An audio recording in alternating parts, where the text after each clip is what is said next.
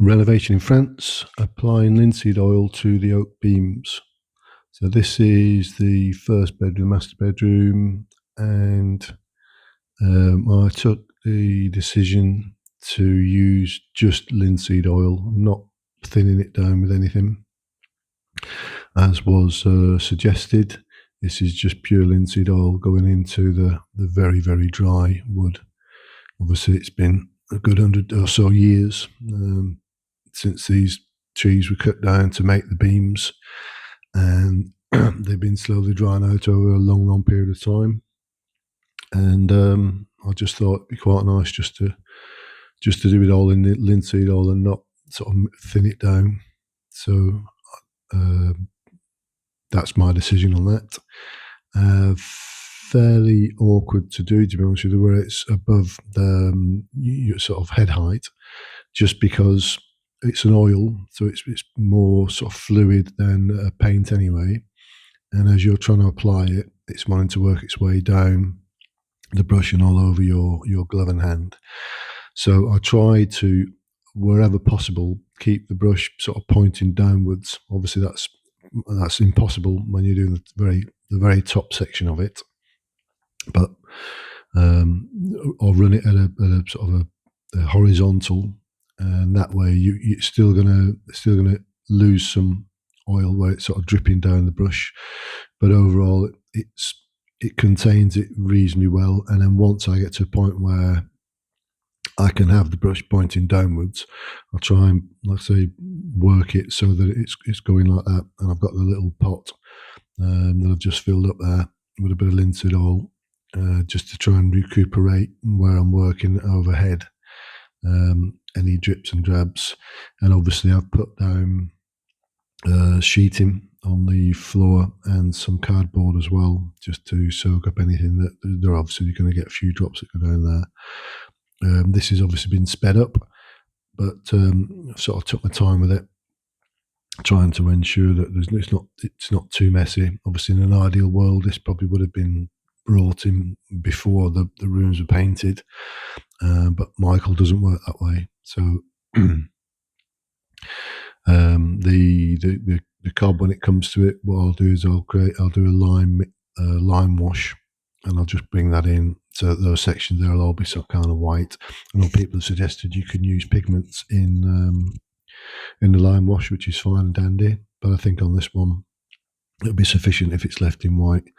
I will invariably lose sections of the wall, because there's going to be bits of bedroom furniture going in around. I need to organise how the bedrooms are going to work out as far as putting stuff in there.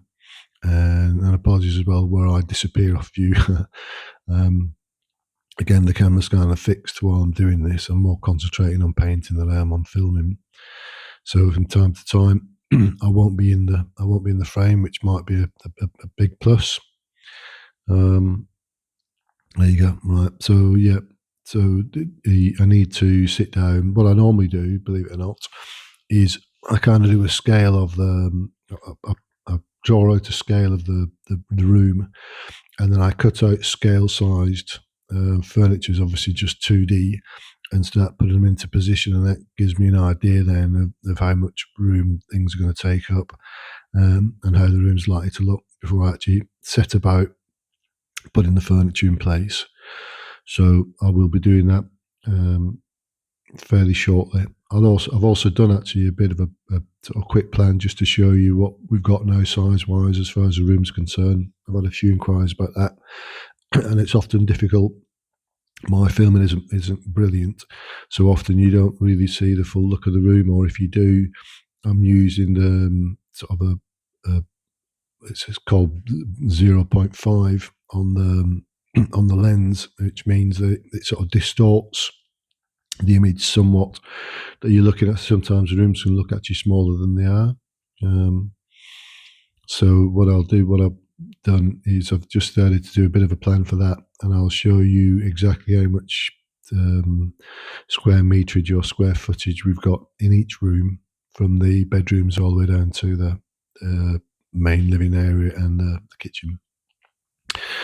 Right, so on this section here, obviously I'm getting near to where the wall is, and I'm aware that I can't just merrily dob on linseed oil without it creating a bit of a mess. So I then take to just masking very quickly the wall section that's there with a bit of, I've got some of the cardboard that was left over from the laminate flooring, and just a bit of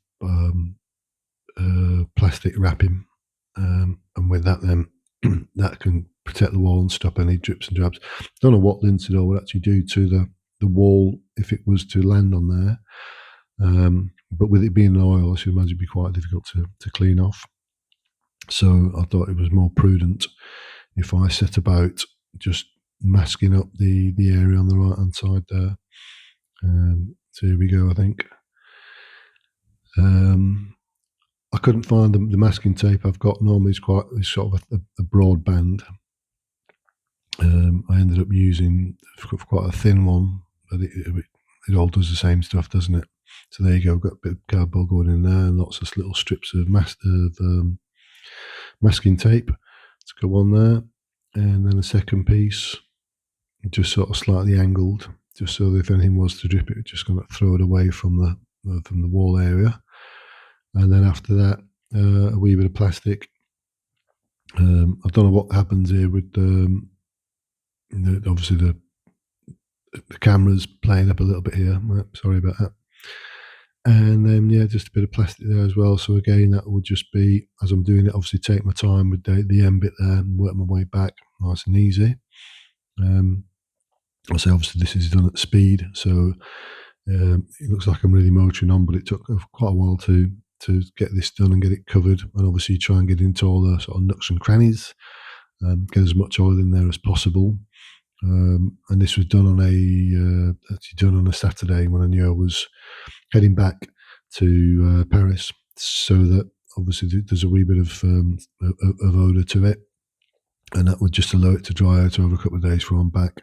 And hopefully by that time, then the odour won't be too severe for when I'm sleeping in this, because of my bedroom at the moment. This is anyway. So that's that.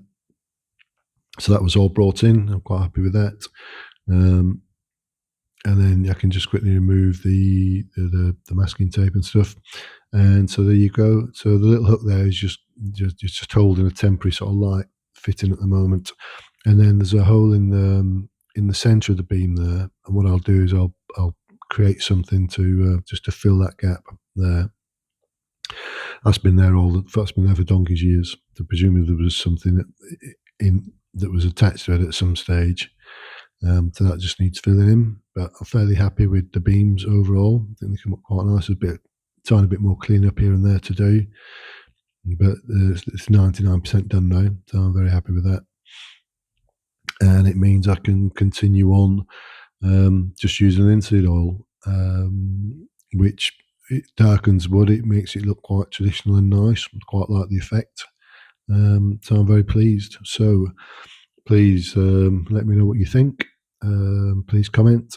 Comments are more useful actually than subscribers. So I've got 2,400 subscribers, but there's only about 500 people that ever watch the videos. So if you can comment, that would help the algorithm better. Anyway, thanks a lot, and I'll see you in the next one.